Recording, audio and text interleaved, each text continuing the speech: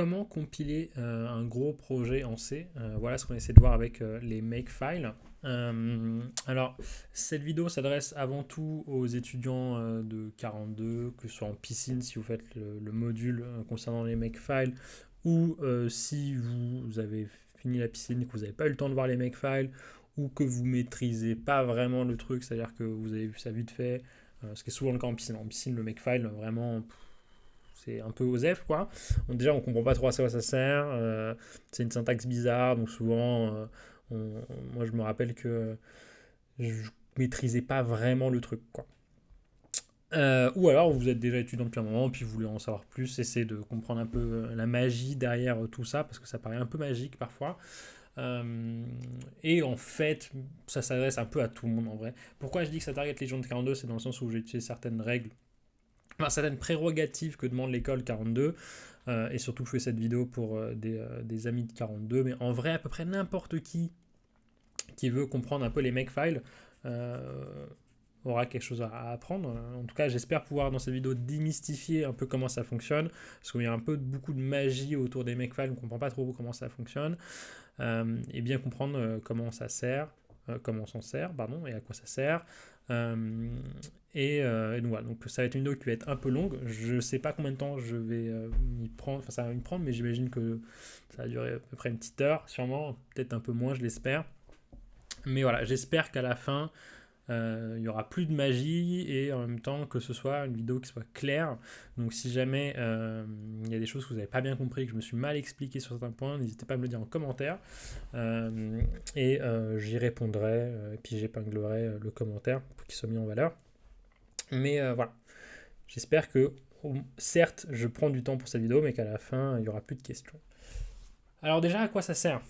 C'est un peu la première question. Pourquoi on fait ce truc-là avec ce langage chelou ? En fait, l'idée, c'est quand vous travaillez sur un projet, en général, avec plusieurs fichiers, si vous êtes amené à modifier un des fichiers. Par exemple, vous avez un bug quelque part, donc vous voulez mettre un log, vous mettez un printf dans un des fichiers que vous avez. Bah, vous allez devoir tout recompiler juste pour mettre ce log, quoi. Vous allez devoir recompiler tout le fichier .c. Donc là, jusqu'à présent, là où vous en êtes dans le cursus, vous avez rarement eu besoin de compiler plusieurs fichiers en même temps. Il y a eu les rushs peut-être, dans lesquels vous avez plusieurs fichiers. Si vous avez fait ConvertBase, il y a eu ConvertBase. Je ne sais plus exactement lesquels en piscine demandent d'avoir plusieurs fichiers, mais voilà, c'est assez rare, mais vous serez amené dans le cursus à travailler sur des projets qui sont beaucoup plus gros, avec beaucoup plus de fichiers. Et si jamais vous travaillez après 42, encore dans un univers avec des langages compilés, et bah, vous aurez ce souci-là de temps de compilation. Donc du coup, l'idée c'est, si vous mettez un log dans un fichier pour du debug, vous voulez juste recompiler que ce fichier. Ça, par défaut, c'est pas évident à faire. En tout cas, on n'a pas de moyen automatique. C'est grâce au Makefile qu'on peut le faire de manière automatique. Et donc du coup, la question c'est comment un Makefile fait pour déduire que ce fichier-là, il a été modifié, il n'est pas à jour par rapport à l'exécutable, c'est ce fichier-là qu'il faut modifier. Et donc, pour traiter ce sujet, on va voir un peu comment marche la compilation. On va faire une petite parenthèse sur la compilation, en tout cas en C. Moi, je ne connais pas les autres langages compilés, en tout cas pas très bien. Moi, aujourd'hui, je fais surtout du JavaScript, donc j'ai pas besoin de tous ces trucs-là. Et donc, du coup, je connais pas. Pour moi, il n'y a que le C et le CPP qui sont mes langages que je connais dans cet univers-là. Et donc, qu'est-ce que je veux dire ? Oui, voilà. Donc, petite parenthèse sur la compilation. Qu'est-ce qui se passe quand on compile un fichier ? Donc vous appelez GCC, vous mettez votre liste de fichiers, peut-être des flags, donc par exemple main.c. Voilà, si on prend par exemple mon projet, voilà, j'ai fait un petit projet pour cet exercice, pour ce tuto, j'ai un main qui appelle putstr, qui ne met pas d'argument fourni si jamais j'ai qu'un seul argument dans main, et qui ensuite va écrire tous les arguments du main, tous les arguments qui sont fournis lors de la compilation. J'ai un tstrlen qui me sert pour mon putstr, parce qu'en fait je fais juste un write et je mets la size de la string en troisième paramètre. Est-ce que j'ai... Oui, non, j'ai cru voir une erreur. Mais non. Donc, qu'est-ce qui se passe si on veut compiler ça ? On va le faire en live, donc on va GCC, on va mettre nos petits flags, voilà, habituels. error, extra, vraiment le classique. Bon, j'avais déjà la commande qui était en mémoire, donc je vais la mettre. Donc là, voilà, on met tous nos fichiers. Et on lui met... Pardon, qu'est-ce qui se passe? Pourquoi mon... Ah, pardon. Typo. J'avais vu sur la mauvaise touche que je l'avais depuis tout à l'heure. Et donc, là, on lui met par exemple un nom au nom de l'exécutable. Si on ne met pas, ça va mettre a.out par défaut. Moi, je préfère le nommer. Encore une typo de ouf, j'ai écrit, j'ai écrit sexe. Et donc, du coup, qu'est-ce qui se passe en interne? En gros, ce qu'il va faire, c'est que là, GCC, le compilateur va prendre chacun des fichiers. Donc, main.c, ftstrlen.c, ft.str.c. Et il va mettre en mémoire une autre version de ce fichier, une version de ce fichier en langage machine. Et donc, il va faire une version de main.c en langage machine, une version de ftstrlen en langage machine, bref, tous les fichiers un par un. Et à la fin, une fois qu'il aura tous ces fichiers en langage machine, il va les linker, il va les lier. Le terme, c'est le link. Et ce lien va faire l'exécutable. Et à la fin, vous vous retrouvez avec exec. Donc là, si je fais ça, hop, j'ai exec, voilà. Et ça, exec, c'est la fusion de tous les fichiers que j'ai en langage machine, qui ont été compilés en langage machine et qui sont linkés dans l'exécutable. Quel rapport avec Makefile, vous allez me dire? Eh bien, en fait, ces fameux fichiers qui ne sont pas enregistrés, qui sont juste en mémoire temporaire, en RAM, vous pouvez demander à votre compilateur de vous les fournir. Donc, c'est ce qu'on va faire. Normalement, vous ne voyez pas encore le lien, mais on y vient. Donc là, je ne mets pas les flags, parce que bon, on va pas perdre de temps. Donc si vous mettez l'option dans GCC ou dans CC ou dans Clang aussi, je crois, l'option "-c", vous allez demander en fait à votre compilateur pas de vous fournir un exécutable, mais vous allez demander de juste compile ce fichier et fournis-moi le fichier compilé. Alors je ne sais pas si ça veut dire exactement ça, je ne connais pas le man de GCC par cœur, donc je ne sais pas exactement le "-c", l'abréviation de quel mot, mais on va dire, pour moi ça veut dire compile, mais je me trompe peut-être. J'ai la flemme d'aller voir le man. Donc, et ensuite on donne la sortie. Donc "-o", en fait, ça ne me sert pas que pour nommer un exécutable. En fait, "-o", ça sert juste à donner le nom de la sortie du truc en question. Donc si on met rien, ce que ça va faire, c'est que là, ça va créer un fichier main.o. Donc ce que ça fait, c'est que ça prend juste en fait le fichier que vous avez donné, ça change le suffixe qui est en .c, ça le met en .o, mais on peut le nommer autrement. On pourrait par exemple mettre "-o, toto, et là en fait ça nous fait un fichier toto. Donc toto, là ça devient l'objet compilé de main. C'est vraiment une très mauvaise pratique de faire ça. Le mieux c'est vraiment de garder le même nom, comme ça on s'y retrouve, et comme ça on peut faire le lien entre les deux. Mais du coup, notre fameux main.o, c'est illisible, hein, c'est du langage machine. Donc là, il y a, j'imagine que ça, c'est l'entête du fichier qu'on peut afficher, mais tout le reste, on ne voit pas. Par exemple, si je l'ouvre dans Vim, voilà, il n'y a rien à lire, c'est vraiment du langage machine. C'est pas interprétable par notre éditeur de texte. Mais du coup, ce qui se passe, donc, si on veut le faire à la main, on pourrait donc générer tous les fichiers en langage machine. Donc on va faire ça juste pour le test, pour apprendre un peu. Tac, tac, tac. Et là maintenant on a tous nos points hauts. Voilà. Et donc ce qu'on peut faire, c'est qu'on peut tous les compiler les uns avec les autres. Donc je prends main.o. Ah, je les prends tous. Et donc là j'ai déjà un exécutable que j'appelais exec. Donc là je vais faire que ce nouveau exécutable s'appelle newexec. Et il est là et ça marche tout pareil. Ça marche toujours, no argument provided, si je mets un argument, toto tata, ça écrit toto tata. Voilà. Donc, on peut générer un exécutable, soit en disant au compilateur, débrouille-toi, voici les sources, fais la compilation et ensuite fais le link. Ou alors, on peut faire juste le link nous-mêmes, c'est-à-dire on donne à d'autres compilateurs les fichiers qui sont déjà en langage machine et il a juste à faire le link. Il n'a plus besoin de compiler. Donc, il y a deux steps en fait. Il y a le premier step qui est compiler les fichiers et ensuite faire le link. Vous voyez toujours pas le rapport avec Makefile et c'est là que j'y viens. Comment Makefile, en tout cas la commande make ou les fichiers en Makefile font pour savoir qu'un fichier a été modifié depuis qu'on l'a compilé? Parce que c'est ça l'idée, c'est ce que j'ai raconté tout à l'heure. Si on modifiait qu'un seul des fichiers dans notre base de plein de fichiers, si par exemple là je modifie que ftstrlen, j'ai pas envie de tout recompiler. Du coup Makefile, ce qu'il va faire, c'est qu'il va comparer les dates de modification de votre fichier ftstrlen.c à sa version ftstrlen.o. Si la version .o est plus récente que la version .c, c'est-à-dire que c'est à jour. Si par contre la version .c est plus récente que la version .o, c'est que vous avez modifié le fichier .c depuis que vous l'avez compilé. Et donc Makefile comprend, ah, là le .c il est plus récent que .o, je dois le recompiler. Et donc en fait l'idée c'est que vous allez devoir toujours garder donc vos objets compilés dans votre dossier de travail. Donc en général on le met dans un sous-dossier qu'on appelle build, ou on peut le nommer autrement. Moi c'est la convention que j'utilise en tout cas. Et donc dans votre dossier build vous avez tous vos fichiers .o. Makefile sait que vos fichiers .o sont dedans. Il va à chaque fois comparer la date de modification du fichier .o avec les fichiers .c. Si jamais les .c sont plus récents, on recompile juste ce fichier-là. Ça, c'est la théorie. Voilà, ça c'est comme ça que ça marche. Maintenant, comment ça se rédige un Makefile, comment on écrit tout ça. Donc je vais clean tous les .o que j'ai fait, les exec, les new exec. Voilà, donc, comme ça on a un truc propre. Voilà, j'ai mon repo de base. Le Makefile, pour l'instant j'ai un Makefile qui est vide. Alors, les Makefiles, comment ça fonctionne? En gros, l'idée c'est que vous allez devoir définir des règles.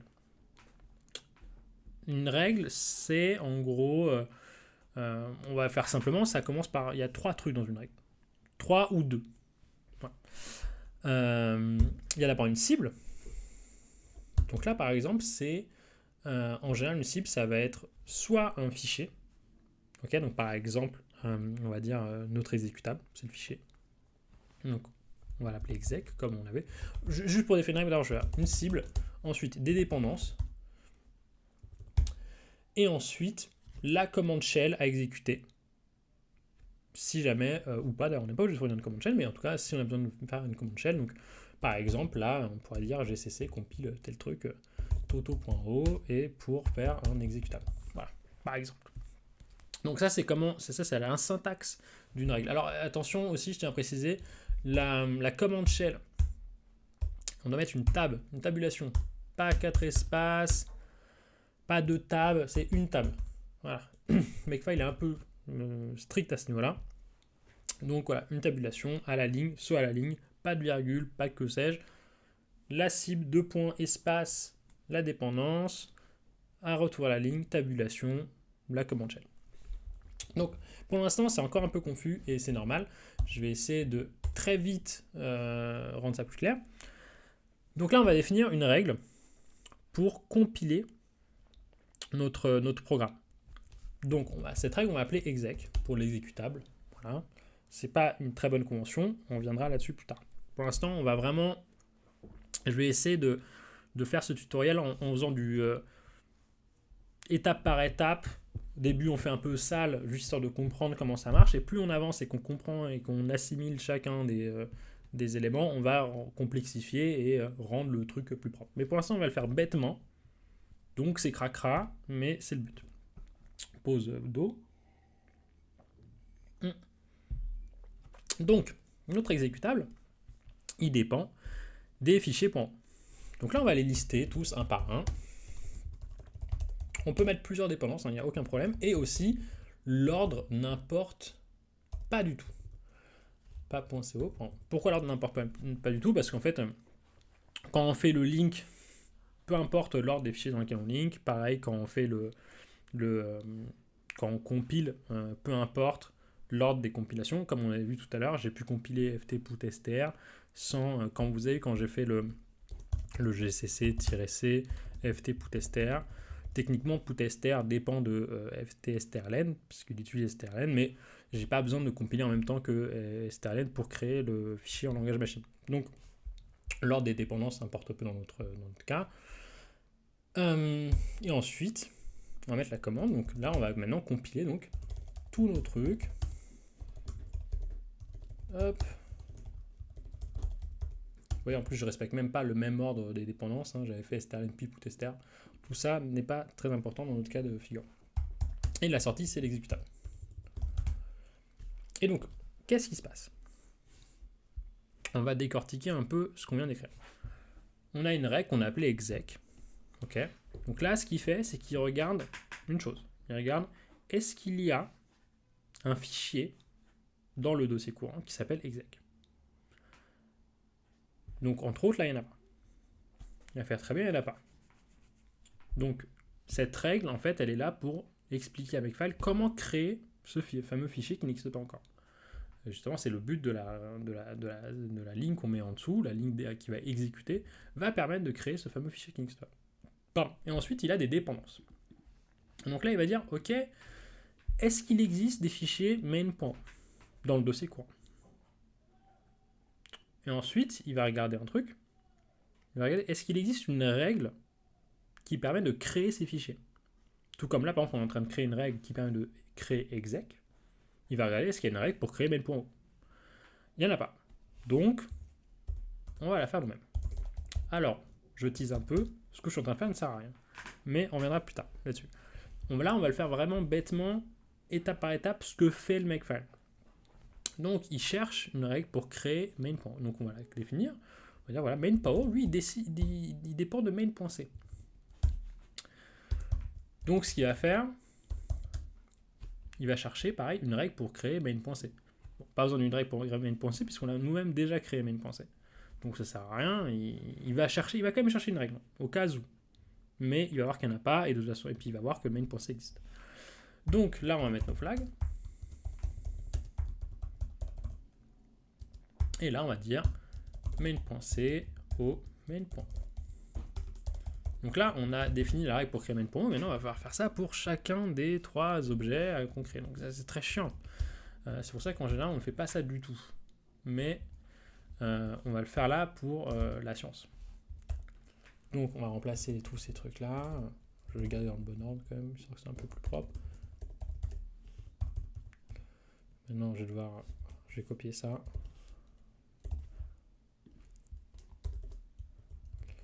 Hop. Hop. Alors c'est super chiant effectivement ce qu'on est en train de faire là, et je vous rassure, c'est vraiment pas la bonne manière de faire. Mais c'est juste pour comprendre comment ça fonctionne, et après on va optimiser ce truc là pour le rendre plus propre, parce qu'on se dit, bon, certes on gagne du temps à la compilation, mais si on doit rédiger une règle pour chacun des fichiers, en fait on gagne du temps à la compilation, mais perd des heures à faire ce Makefile. Mais peu importe, là c'est juste pour vraiment qu'on comprenne. Donc d'ailleurs, ce qu'on va faire, c'est que pour être sûr de voir bien, d'avoir un bon su de ce qui se passe, on va mettre un petit echo ici, puisque en fait on peut donner plusieurs commandes shell à exécuter. Donc on peut lui mettre un echo compile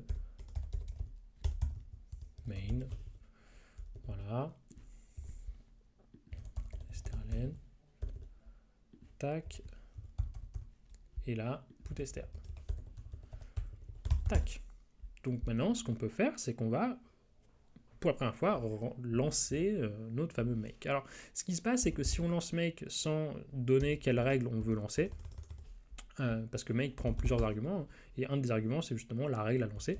Si on n'en donne pas, il va prendre la première règle qu'il va trouver, et ensuite, de manière pas itérative, justement, de manière en fait récursive, il va faire aussi toutes les règles de toutes les dépendances. Donc en fait, ce qu'il va faire, c'est qu'il va regarder, première règle, c'est exec, il va voir qu'il y a des dépendances, il va regarder ensuite d'abord les règles pour créer ces dépendances. Si ces règles ont aussi des dépendances, il va regarder les règles de ces dépendances. Et donc ensuite, il va descendre, jusqu'à ce qu'il n'y ait plus rien. Et là, il va tout exécuter, jusqu'à remonter à exec, justement. Donc, si j'en mets pas, eh ben, ça va faire la première règle, donc ça va faire exec. On va voir ce qui va se passer. On voit que donc, il print la console la commande qu'il run. Donc là, il print, là, je vais lancer echo compile main. Ensuite, on voit le echo qui est là. Et ensuite, il fait justement, voilà, main. Donc, il a fait justement toutes les règles pour générer ces points hauts. Et à la fin, à la toute fin, il nous a généré le fameux exec. Donc, si on regarde la liste des fichiers qu'on a, on a bien exec. Et j'ose espérer qu'il marche. Et ça marche.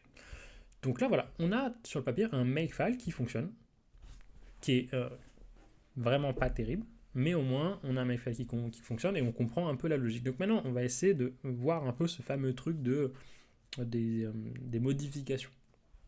Donc, si maintenant, donc là on garde tous nos fichiers .o, on les garde dans le dossier, on n'y touche pas, et on va changer par exemple putstr. On va rajouter un commentaire, on va la mettre Toto. Voilà. Et donc là maintenant, on a ce fameux cas de figure. On a un fichier .c qui est plus récent que son homonyme .o. Là, ftputstr est plus récent que ftputstr.o. Donc si on fait make, il va recompiler uniquement putstr. Pourquoi ? Là, je sais que je me répète beaucoup, mais c'est vraiment pour que cette notion-là rentre bien, parce que c'est vraiment, elle est fondamentale. Une fois que vous avez bien compris ce truc-là, la plupart du reste, ça devient un peu plus simple à comprendre. Donc on va y aller encore une fois, étape par étape. Je suis désolé, c'est un peu long. Il arrive, on donne pas d'argument à make, donc il prend la première règle c'est exec. Il fait ok, exec dépend de 3 trucs. Main.o. Il va faire ok, main.o, ok. Est-ce qu'il y a une règle pour créer main.o ? Oui. Et là, il trouve la règle et il fait ok, main.o dépend de main.c. Et donc là, il va dire ok, est-ce que main.c a une règle ? Il regarde, il n'y en a pas. Ok, bon, il n'y a pas de règle, donc je m'arrête à cet endroit. Donc ok, une fois qu'il a fait ça, il fait bon bah je vais comparer les deux. Est-ce que main.o est plus récent que main.c ? Il fait oui, c'est bon, ok.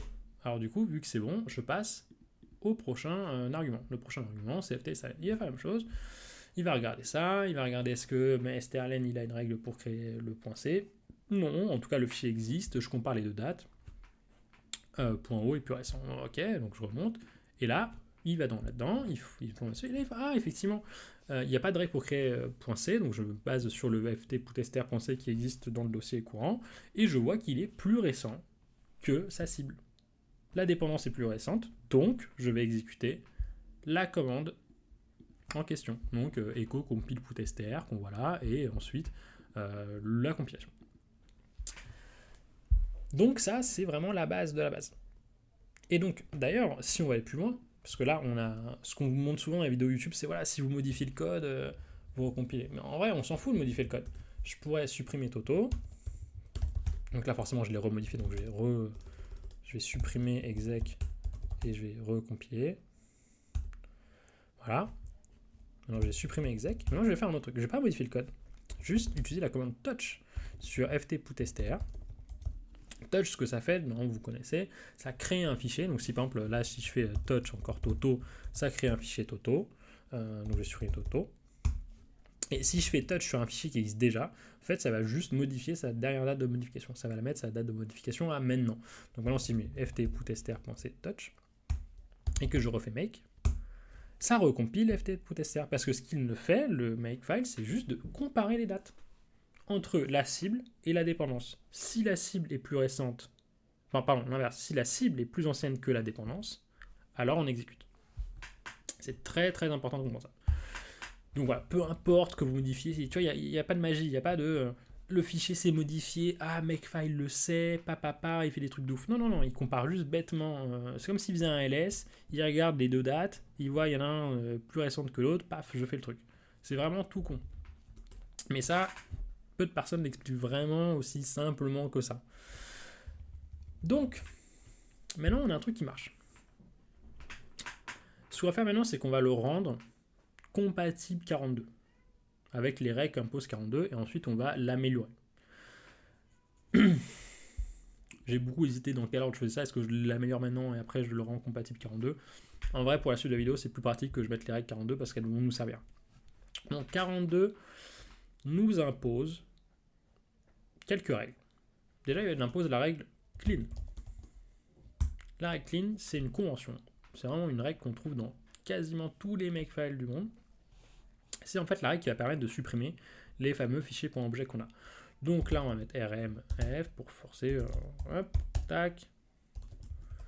Et là, vous voyez comme c'est chiant, parce qu'à chaque fois, je dois réécrire tous les trucs. Mais vous allez voir, tout ça, on va le régler.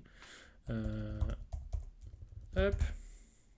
Et donc là, maintenant, si je fais make clean, il a supprimé tous les fichiers .o. Et donc maintenant, si je refais make, il va voir tous les recompiler un par un. Donc il a tous recompilé. Et ensuite, il y a une autre règle qu'on impose 42, c'est fclean.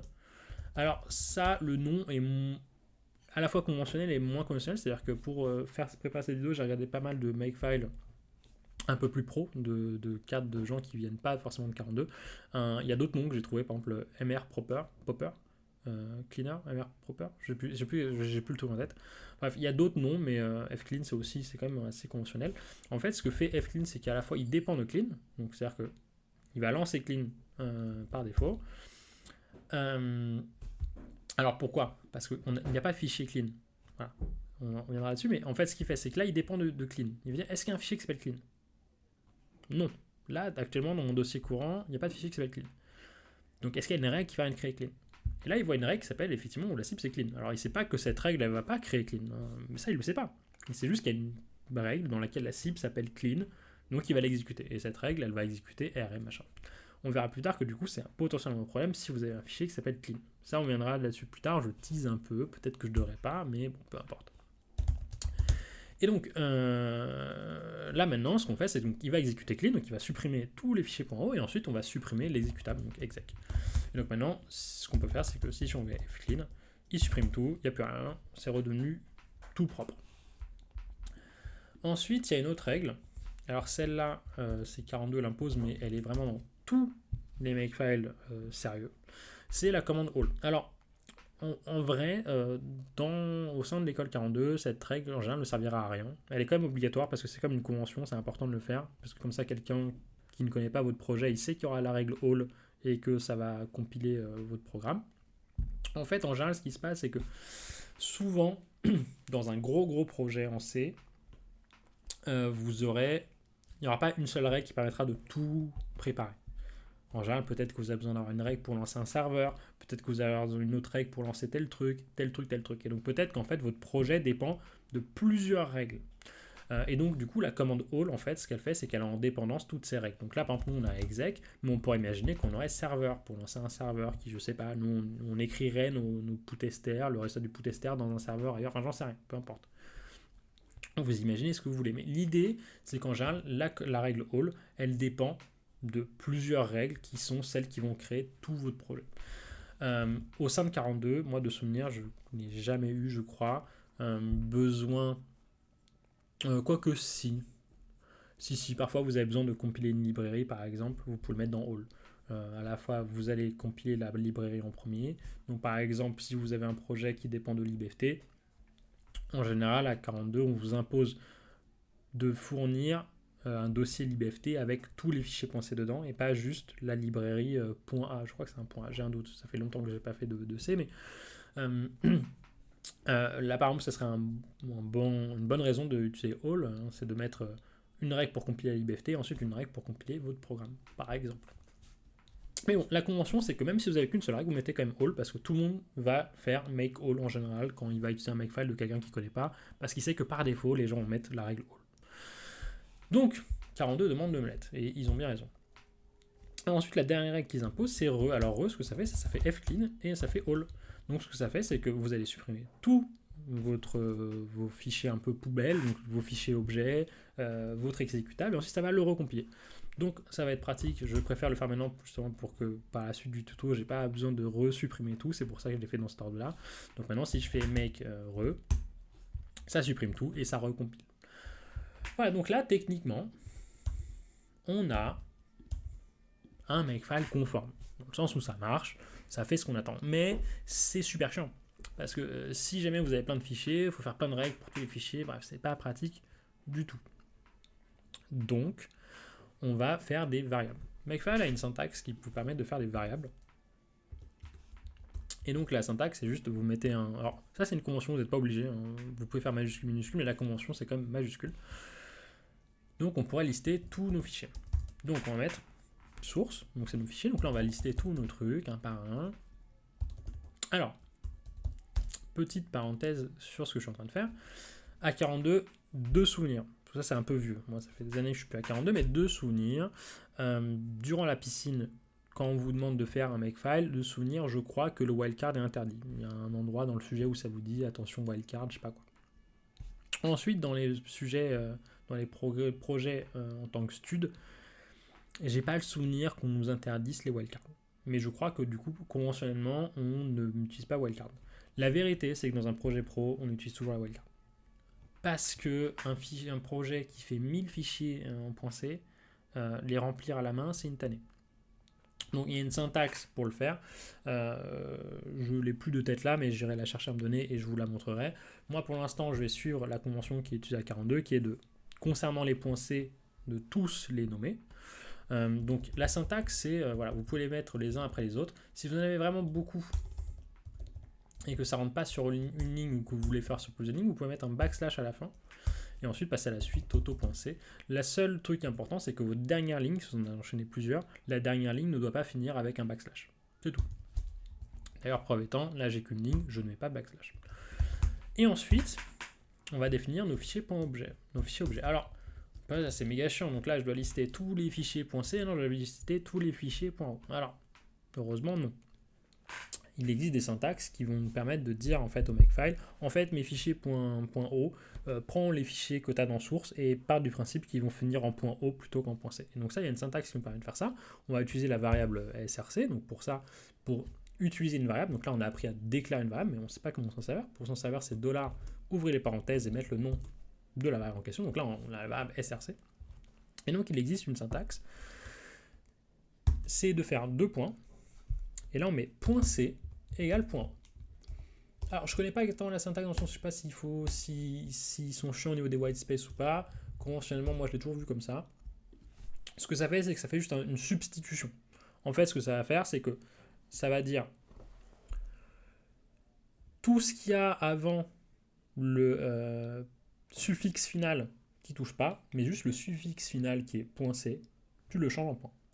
Alors, effectivement, là, c'est un peu la magie, dans le sens où je ne suis pas capable de vous expliquer comment en interne ça fonctionne, etc., l'interprétation du truc, mais ça marche très bien. Alors, moi, perso, je ne me sers pas de ça. J'ai une autre manière de changer mes sources en objets. On verra ça plus tard quand on fera une version un peu plus avancée de Makefile à la fin de vidéo. Mais la version vraiment classique, c'est ça. Mais elle est un peu limitante pour certains trucs. Bref. Quoi qu'il arrive, là on a déclaré nos objets, nos sources. Donc là du coup ici par exemple, on ne peut ne plus avoir à s'emmerder à déclarer tous les trucs. On peut juste mettre objet. Et pareil là, objet. Et du coup pareil ici aussi, partout où j'ai la liste complète de tous les objets, je peux juste utiliser ma variable objet. Mais ça n'arrive pas le problème de devoir définir une règle pour chacun des fichiers. Ça on n'a pas la solution. Alors pour ça, il existe une syntaxe. En fait, on va pouvoir définir une seule règle qui nous permettra de compiler tous les fichiers justement .o. Et alors cette règle, donc on va supprimer toutes notre règles actuelles. Donc cette syntaxe, en fait, c'est le pourcentage. En fait, le pourcentage, quand on fait ça, ce que ça fait, c'est que ça dit, il y aura des mots qui auront comme suffixe .o. Tout ce qu'il y a avant, je ne sais pas ce que c'est, mais juste cette règle, elle est capable d'accepter n'importe quoi qui finit en .o. Donc par exemple, main.o, bah, ça rentre parce que il y a un truc avant .o, c'est main. Bon, ça il le sait pas d'avance, mais il l'accepte. Et ensuite, ça finit par .o, donc c'est bon. Et donc là, c'est notre cible. Et ensuite, là, c'est aussi un truc un peu magique que je ne pourrais pas trop démystifier, mais en fait, ce qui fait par défaut, quand il y a cette opposition de cible-dépendance et que les deux, justement, ont un pourcentage, en fait, ce qu'il va faire, c'est qu'il va prendre le pourcentage, donc ce qu'il va remplacer par le pourcentage, donc main, et il va le mettre dans le second. Donc là, en gros, il va dire, si par exemple ici, je demande une règle pour main.o, il va dire, ah oui, il y a une règle qui permet de gérer les main.o, c'est celle-là. Et du coup, par défaut, il va mettre, ici, il va prendre le main, le truc qu'il a substitué, il va le mettre pour le .c. Donc là, ici, ça fait, en gros, on aura une règle pour main.o qui dépend de main.c. Et donc là, on peut remettre notre truc. Alors, de souvenir, justement, c'est important. Dans les règles de 42, on vous dit de compiler avec CC quand vous utilisez un makefile. Donc, on ne va pas utiliser GCC, on va utiliser CC. Et on va remettre nos flags. Encore une fois, c'est un peu fastidieux, mais c'est pas grave. Et là, du coup, on a un problème. Parce qu'on ne peut pas dire main.c, main.c, puisque cette règle elle est censée marcher pour tous les fichiers en question. Et donc là, on a justement un système avec les makefiles, c'est des noms de... En gros, c'est des variables qu'on appelle automatic variables. Alors, il y a une liste des variables automatiques. Je peux vous l'afficher à l'écran. Non, je ne l'ai pas là sous la main. Mais, quoique si je dois l'avoir sous la main... Tac. Voilà. Tac. Hop. Voilà. Il y a une liste. Ça, c'est toutes les variables automatiques. Elle n'est pas très longue. Voilà. Il n'y en a pas non plus une centaine, quoi. Mais il y en a quand même quelques-uns. On ne va pas tous les voir parce qu'on n'a pas besoin de. En vrai, on n'a pas besoin de beaucoup. On a besoin, dans notre cas, nous, on n'aura besoin que de pourcentage celui-là et celui-là. Mais de souvenirs, vous aurez besoin de ça justement pour la librairie, quand vous allez faire l'IBFT de souvenirs, je ne sais plus. Peu importe. C'est pas très important dans notre cas de figure nous, mais sachez que voilà, il y a une liste, elle n'est pas énorme, si ça vous intéresse, vous pouvez aller voir la liste totale, et si vous voulez justement vous amuser à customiser vos makefiles pour que ça fit certains de vos besoins, bah, vous trouverez sûrement votre bonheur dans cette liste. Nous concernant, on a besoin que de quelques trucs. Donc on a besoin là de dire quand ça va compiler justement main.o et que ça va dépendre de mains.c, il faut bien que là ici ils mettent main.c. Et donc pour ça, il y a chevron entrant. Donc on voit ici the name of the first prerequisite. Donc le nom de la première dépendance. Donc là ici il va remplacer ça par main.c et là ici il va remplacer ça par main.c. Et donc on peut faire la même chose pour le output. On peut mettre $arrobase et donc là j'ai mis pourcentage arrobase. Donc là en fait ce que ça fait c'est que ça prend le nom de la cible. Donc la cible c'est main.o, ensuite main.c, ici c'est main.c, la main.o. Et après, quand il va tester, quand il va vouloir faire la même chose pour ftputstr.o, et ben cette règle, elle marchera pour lui, parce que cette règle, elle accepte n'importe quoi qui finit en .o, et ensuite elle va le transposer en version .c, et donc pour ftstrlen.o, ça marchera aussi. Et donc maintenant, on va tester, si peut-être j'ai fait une typo ou un truc, mais si je fais makereux, ça marche. Et donc là, on va mettre un petit echo pour vérifier quand même que c'est bien ici qu'on tombe. Echo générique.o compiler. Et là, on va tester makereux. À chaque fois, là, générique.o. Et donc là, on a bien notre. Là, il fait une version pour main, pour strlen, etc. Nickel. Maintenant, on va aller un peu plus loin. On va essayer de comprendre quelques trucs. Là, je vais vous montrer un truc magique.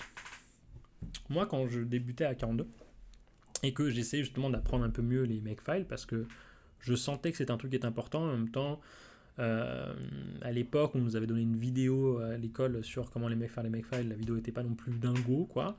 Enfin, en tout cas, elle était vraiment très sommaire et donc ça nous invitait justement à devoir fouiller par nous-mêmes. Et donc, on tombait sur des vidéos de gens comme moi qui faisaient une vidéo de tuto. Et parfois on voyait des trucs un peu magiques. Ou parfois je regardais aussi des repos d'autres projets d'autres étudiants pour voir tiens, tel problème, comment ils l'ont résolu. Puis par curiosité, j'allais regarder les makefiles. Et je voyais que parfois, ici, il n'y avait pas de règle.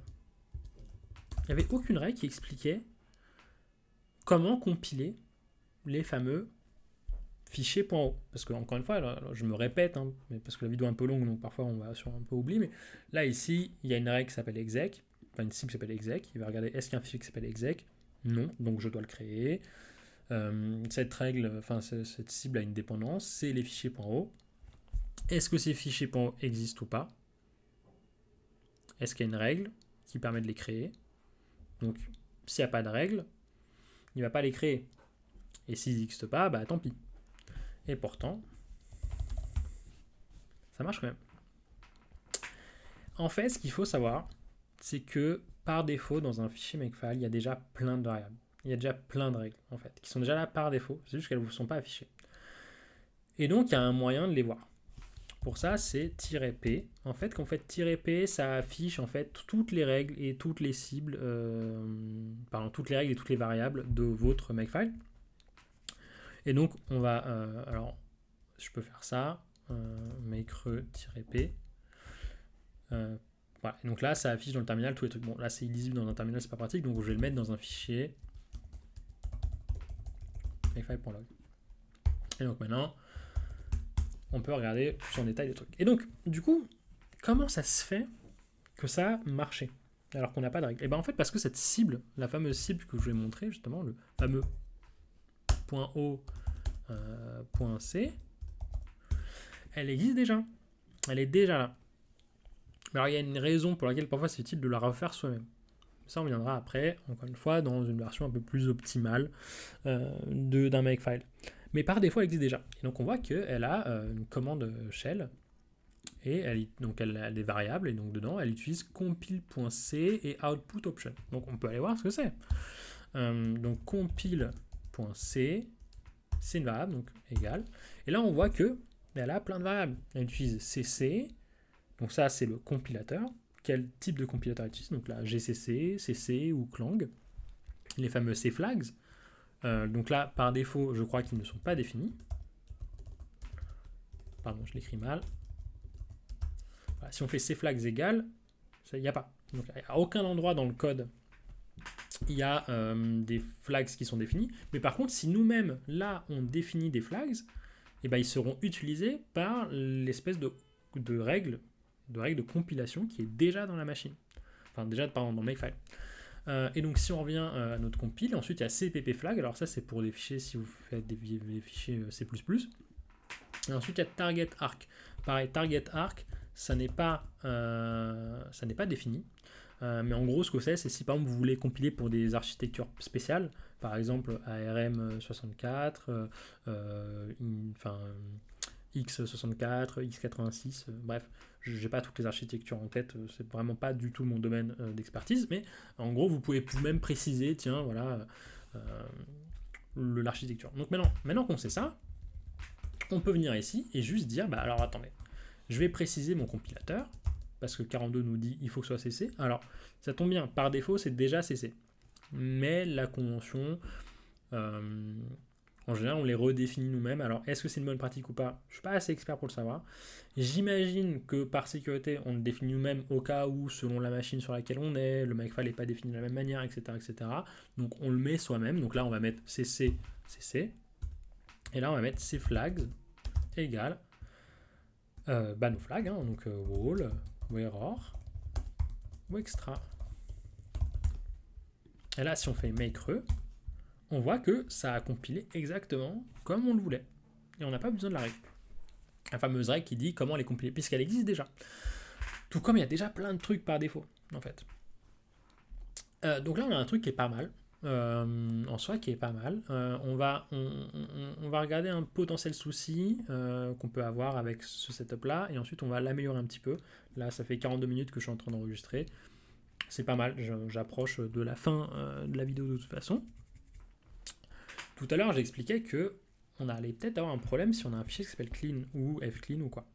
Puisque ce qui se passe, c'est que toutes ces règles, elles sont là pour expliquer comment créer la cible. On a une règle qui s'appelle clean. En fait, Makefile s'attend à ce que la fameuse règle clean permette de créer le fichier clean.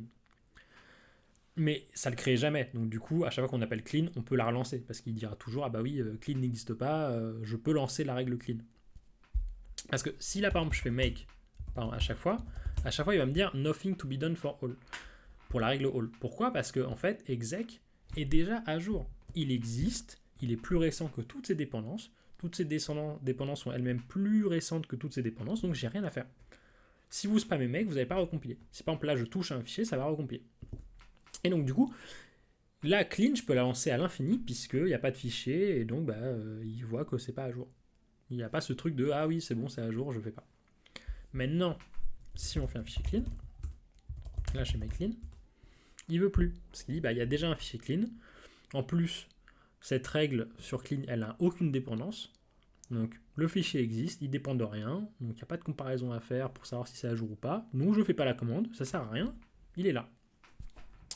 Et donc vous allez me dire, la solution, c'est de ne pas avoir des fichiers qui en ont des cibles.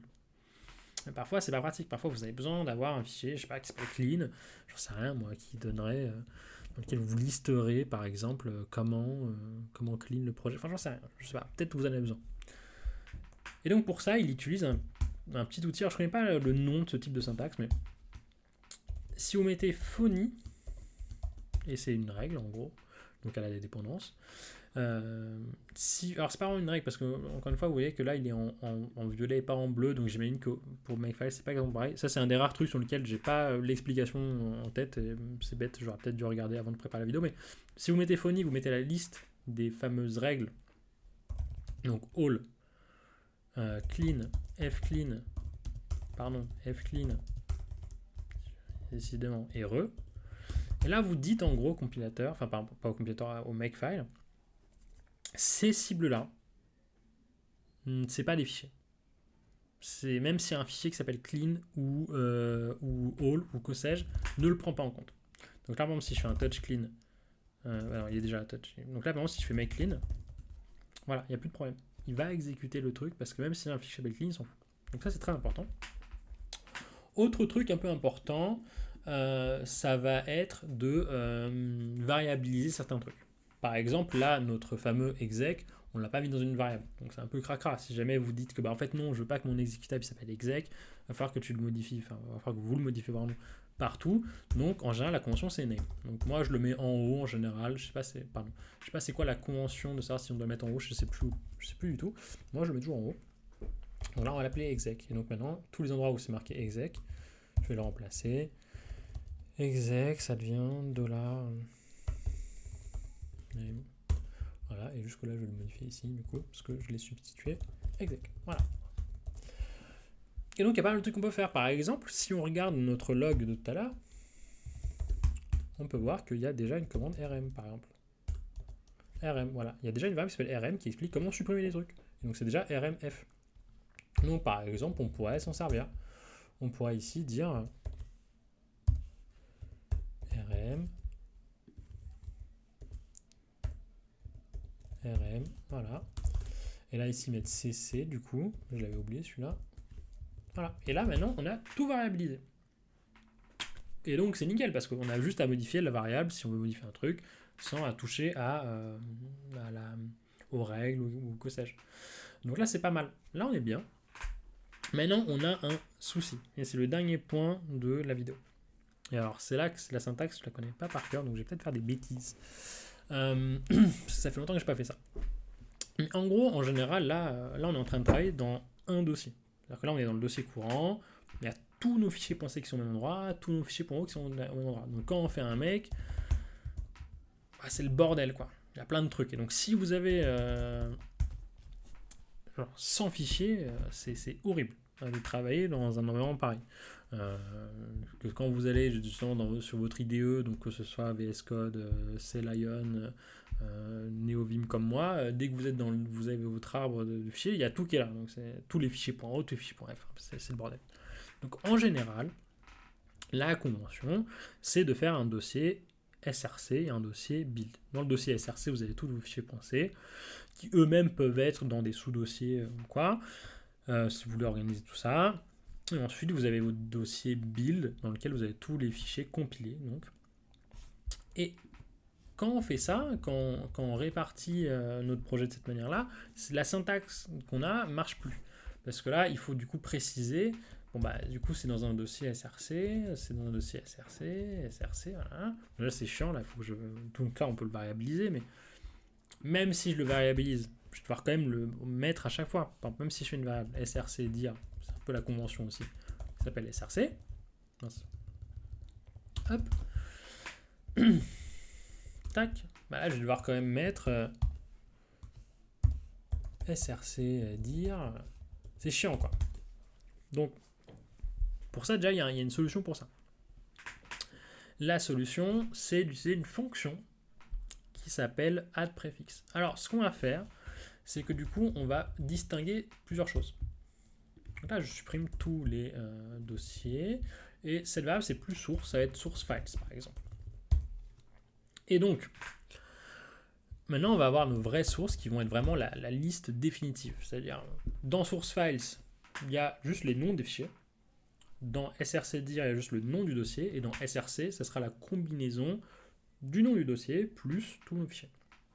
Et alors, pour ça, on va ouvrir la syntaxe de variable et dedans, on va mettre une fonction. La fonction, c'est addPrefix. Voilà, j'allais dire suffixe, mais non, parce qu'on va mettre un truc en amont. Alors, cette fonction, quand on utilise une fonction, en général, c'est on met le nom de la fonction, on met espace, et après, on met les paramètres de la fonction. Donc là, par exemple, addPrefix prend deux paramètres, deux souvenirs, je crois que c'est donc le préfixe, donc c'est dir src, SSC dir, pardon, puis, virgule, les fichiers en question. Donc, tout source. Donc là, ça va appliquer addPrefix, ça va mettre le préfixe qu'on a donné, qui est dans source dir, à tous les trucs qui sont dans src. Donc là, c'est pas mal déjà. On n'a pas eu besoin de réécrire pour tous les fichiers, que c'est dans un dossier, etc. Mais maintenant, le problème qu'on va avoir, c'est que ce truc-là marche plus. Parce que quand il va faire ça, il va dire là, src, les fichiers, ils ont un préfixe, c'est src slash. D'ailleurs, j'ai oublié de mettre le slash là. En général, le slash, on pourrait le mettre là-dedans, mais en général, on ne le met pas dedans, on le met toujours en dehors. Et donc, pause O.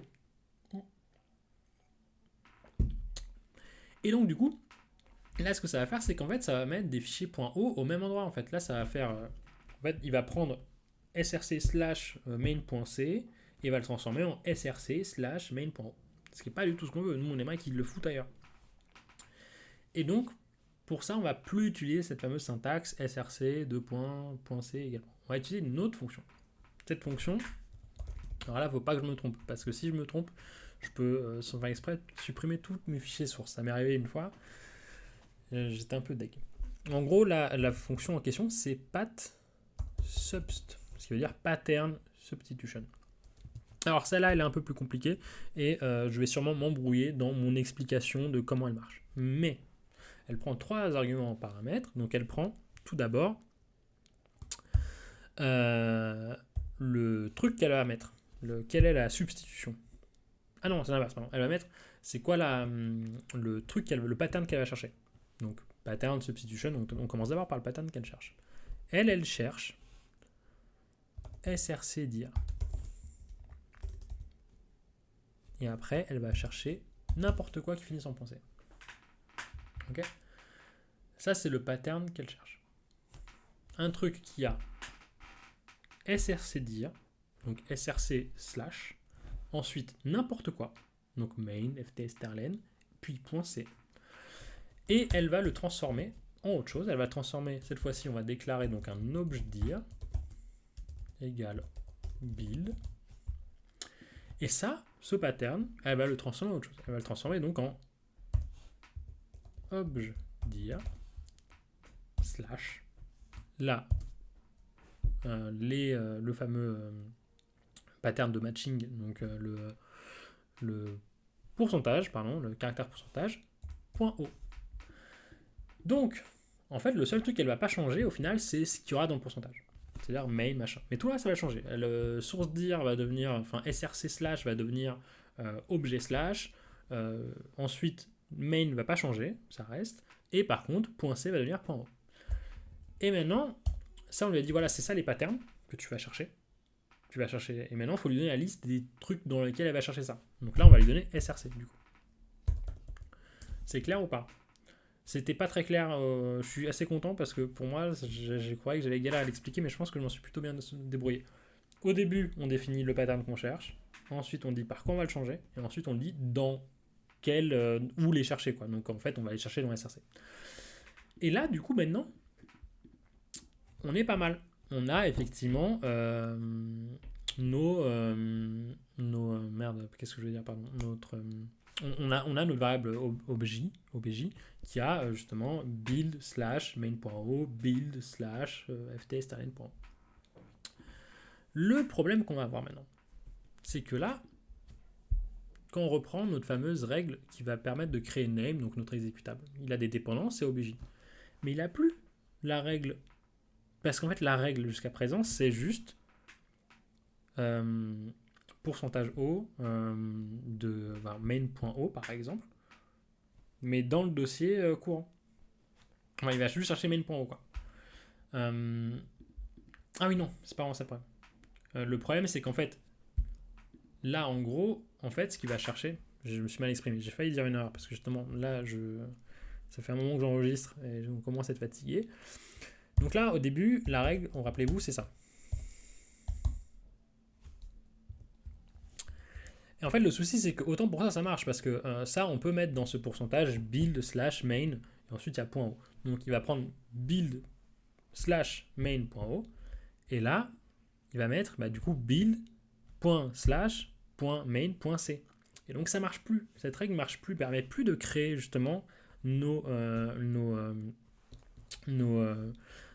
fichiers .o, parce qu'en fait, il va trouver une règle. Effectivement, il y a une règle pour main build slash main.o, elle est là. Mais par contre, elle va dire, mais par contre, je trouve aucun fichier build slash main.c. Et en plus, j'ai pas de règle pour créer ce fameux fichier. Donc ça marche plus.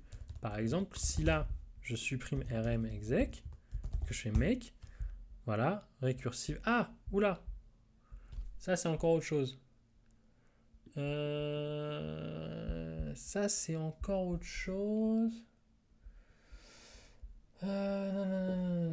Source file, oui, quelle erreur. Ici je mets src. Donc je lui-même en fait. J'ai oublié de mettre source files.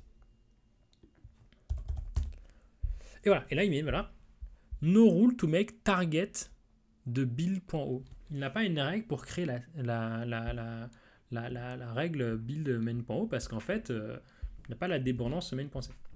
Je crois que c'est ça.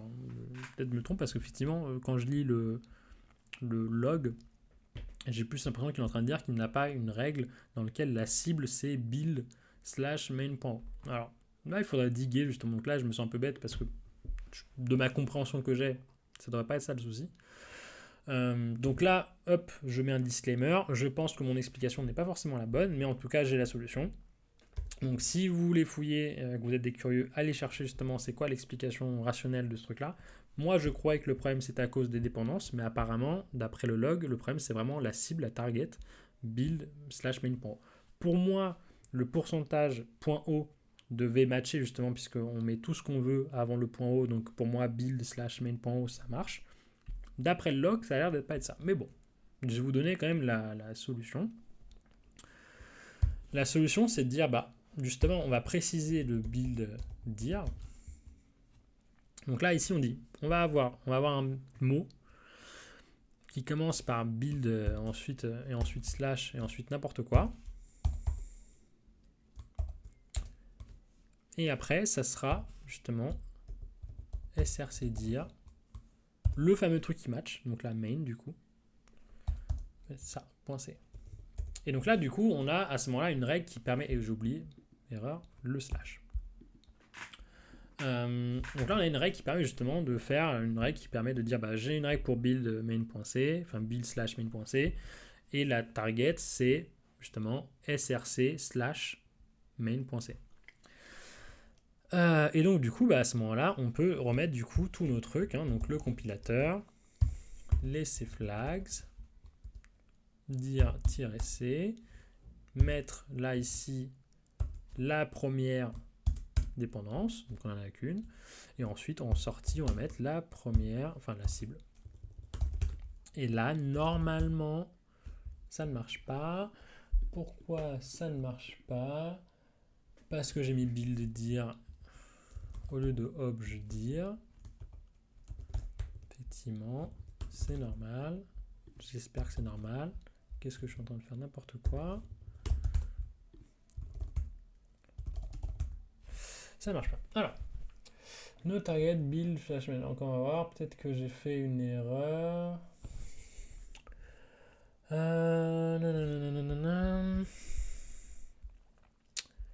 Quel est le souci? Je réfléchis 2 secondes. Donc là, je dis, on a nos objets. Donc dedans, on a un build/main.o. Build slash n'importe quoi. C'est dire slash .c. Quel est le problème? Alors histoire de ne pas perdre trop de temps, je vais faire la magie du montage, faire une mini recherche pour essayer de comprendre c'est quoi le problème, et j'arrive.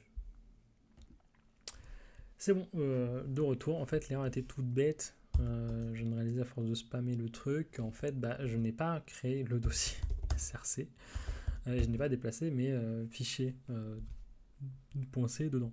Donc on va faire mv tous les fichiers .c dans src. Et maintenant ça marche, sauf que j'ai pas mis le dossier, j'ai déplacé tous les fichiers .c mais pas le fichier .h. En général, le fichier .h on met dans un autre dossier qu'on appelle includes. Là ici je vais pas me prendre la tête avec ça et je vais le mettre dans src. C'est bon, voilà, c'était juste. Donc le problème était bel et bien du coup la target et pas la cible. Donc je pense que ma théorie de base était bonne, même si le log était confusant. En fait, c'est ça qui m'a induit en erreur. C'est que le log ne parlait que du target build main. Et du coup,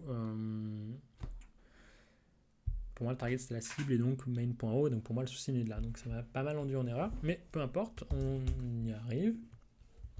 Et donc maintenant, si on va donc dans le dossier build, on a nos fichiers .o, dans les sessions on a nos fichiers .c.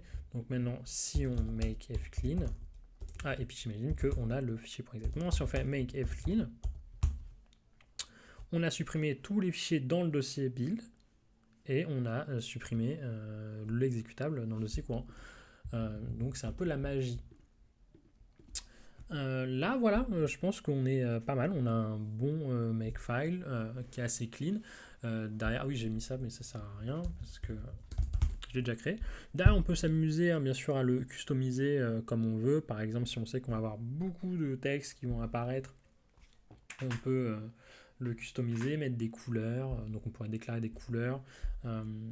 Et dire, bah voilà, la phase de compilation, je la mets en bleu, la suppression, je la mets en rouge pour les cleans, ça. Vous pouvez vraiment le customiser comme vous voulez.